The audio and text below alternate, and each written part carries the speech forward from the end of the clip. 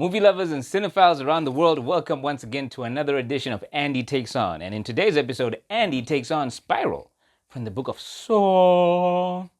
Right, this latest edition in the Saw franchise stars Chris Rock and Samuel Lovemore Jackson. And I know you've got questions. Is his name really Lovemore? Does Spiral live up to the legacy of Saw? Does it deliver on the psychological thrills and scares that made Saw a groundbreaking franchise? Well, simply relax, sit back, and let me tell you all about that because, as you know, I'm here about the movie.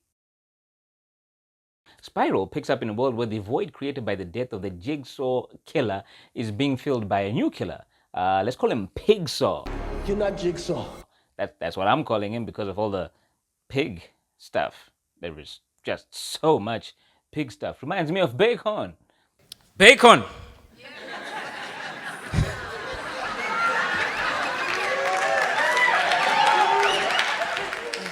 Bacon! We never knew you. All this bacon talk is making me hungry. Oh, by the way, did you guys know that Pizza Hut Zimbabwe delivers right to your doorstep? But that's not all. You see, when you go out your movie in the cinema, they deliver the pizza to your seat. Now that's a deal I can get behind. But I digress. Anyway, the movie opens as Pigsaw captures and torments a police officer. This quickly emerges as his mode of operation or as a pattern that the investigators see as more cops continue to be captured and killed. The one common thread that all these police officers have is number one, they all are in some way corrupt, and number two, they're all from the same precinct. This precinct is also home to Ezekiel Banks, a jaded detective who seems to have the worldview of a jaded comedian. Women cheat too, but here's what happens. Women cheat in the daytime. You see, 14 years prior, he turned in his partner who had actually killed a witness. Now, as you can imagine, this move didn't exactly make him popular with the rest of the members of the police force, and so no one was willing to work with him until we meet him today when the captain saddles him up with the new rookie. And as you know, having seen any police movie in the past, the relationship starts off very rocky at first. No, me no want no partner. And then eventually begins to thaw out.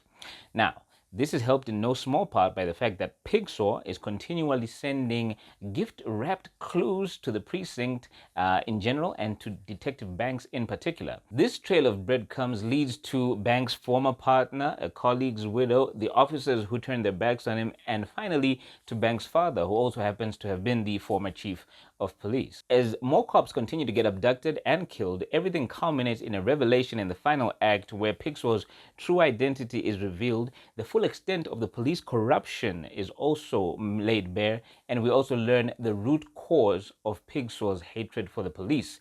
In the words of Dave Chappelle, Tried to kill my father, man. I said, That nigga tried to kill my father! but wait, there's more. You see, instead of simply capturing and killing these police officers, he's not satisfied.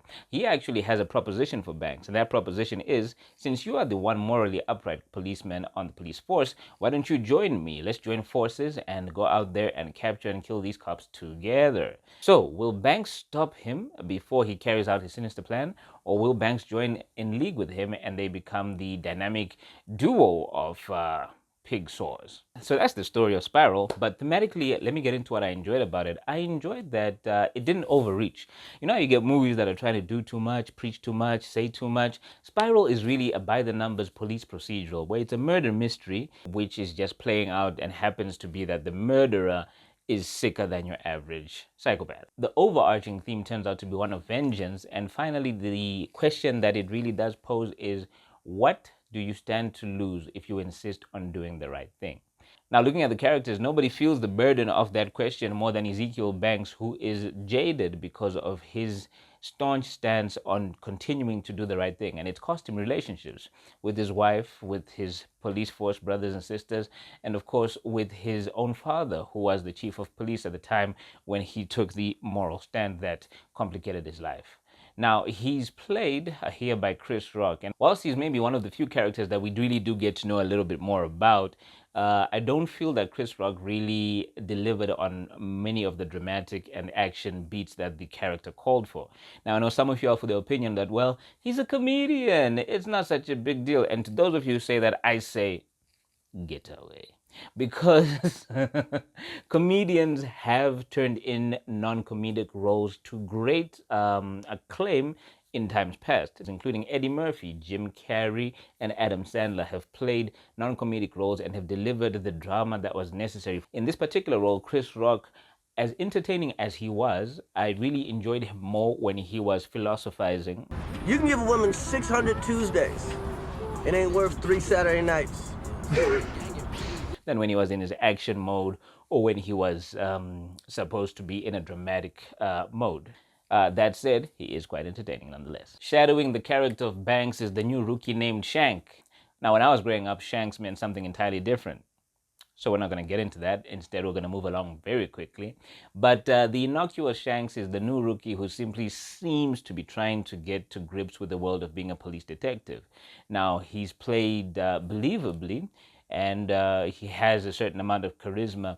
In fact, the only time in which I didn't believe him was when the script calls upon him to be menacing, which happens maybe towards the end or within the third act of the movie, and then he really doesn't deliver it with the type of gusto that I would have expected. Nonetheless, he's charismatic and he's easy to watch. Now, I've mentioned before how this movie plays out really as a by-the-numbers cop procedural drama, and if you've seen any movie where you've got a buddy cop setup, you know that there's always going to be the hard-as-nails captain whose only job now seems to be reining in their one maverick detective.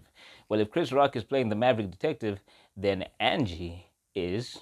Angie, you're the head of the department. That's right, the head of the department. And she plays pretty much the character that you would expect of the captain. When it comes to the role of Banks Sr., I have to say, I feel like Sam Jackson is at a stage in his career where he's accepting roles simply for something to do. All right, the first time that we see him in this movie, he's actually sitting at a bar stool wearing a Hawaiian shirt and appears very much to be on vacation. And I can't think of anything more apt to describe the whole demeanor of his performance here.